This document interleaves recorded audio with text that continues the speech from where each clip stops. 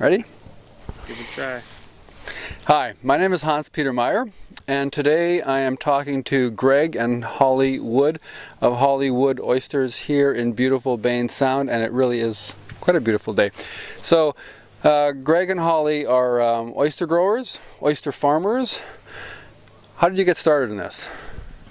Well, ever since we were kids, Holly and I met working for Fanny Bay Oysters, and we learned a lot, and here we are with our own business.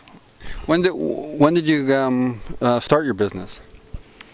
We bought our first lease in 1994, so close to 20 years ago. Okay. Why do you do this? Because we love this area and it provides job employment. What did your family do? Like you've talked about logging and stuff like that. Well, why didn't you go into other kinds of activities that were here? Everything was just like the economy today. It was kind of in a decline. So when we were younger, we saw Fanny Bay Oysters was really busy. So both Holly and I went to college, but we gravitate towards this area. We love this area and we call it home, and we wanted to do something that created employment here, and oysters seem to be very prevalent in Baynes Sound, and we both just jumped in and tried to make it work. Is this industry growing here? Like, do you see your kids being part of this industry? Yes, and that's what gives us some energy to make this work. It's important to this area, to the environment, and that's what it supports what we believe in. So I believe that there's a future here and we're going to make it work. Now, we've talked about some of the things that you value and why it's important, and some of those have been like sustainability, just this whole environment here, the economic growth opportunities. What could this industry mean to this region if it was allowed to grow? From what Holly and I have seen in our 20 years of living and breathing this industry, it's just beginning. It could be easily a billion-dollar industry in Canada, and especially this area. There's gooey ducks, there's sea cucumbers, there's new species that we could develop. There's clams, oysters, as long as the water's clean.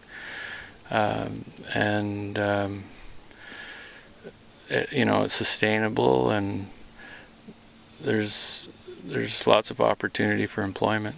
Now, you've talked about how, so Baynes Sound is considered the Canada's oyster capital, but this whole Baynes Sound area has shrunk. It used to include the whole of the Comox Bay all the way down to Deep Bay, and now it's basically from the ferry slip here at Buckley Bay down to Deep Bay. Why has that happened, and what's threatening this industry? Population growth. We're newcomers to the industry. It's been around for many, many years. Back in the day, Comox was a very good growing area, but because of population density, you would have to relay any product if you had a farm there. I don't think there's many farms in Comox, not that I'm aware of, but the best growing areas are between the Denman Ferry Terminal and Deep Bay, because the water's a lot cleaner here. So we're talking about the impact of sewage. We're talking about like road effluent off highways. You were talking earlier about the impact of even the logging, like the runoff, just more siltation and stuff like that, and that even now, that side, like the Vancouver Island side, as opposed to the Denman Island side, is closed for how many months a year?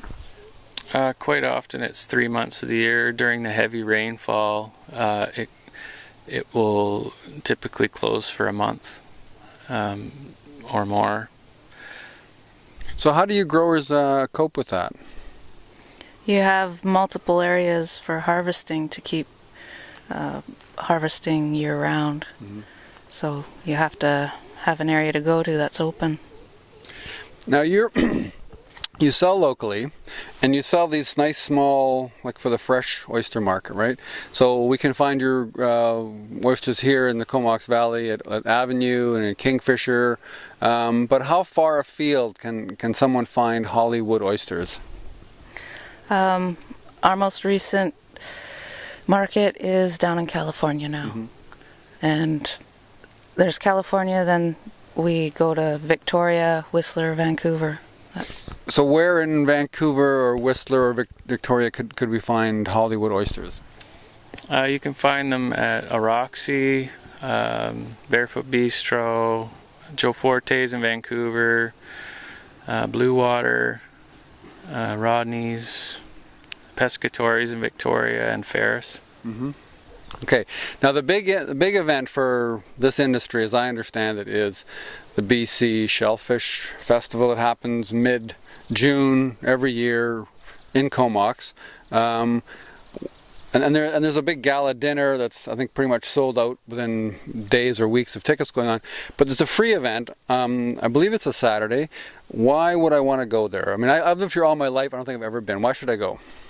Well, you can get to meet some of the processors, some of the growers, hopefully get to ask questions and learn what goes on.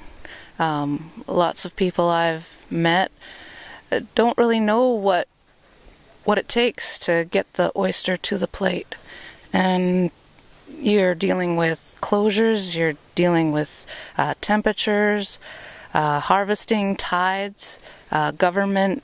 It's a big coordination between government, community, and the growers. So it's a great place, and you get to taste a lot of different seafood that's grown here. So you guys will be shucking at your table or your booth? Hopefully, as long as there isn't a red tide. So, thank you very much, Greg and Hollie Wood of Hollywood Oysters. Thanks for taking me out here today. It's like I said, it's a beautiful day and it's a beautiful place to be. And thank you for watching this.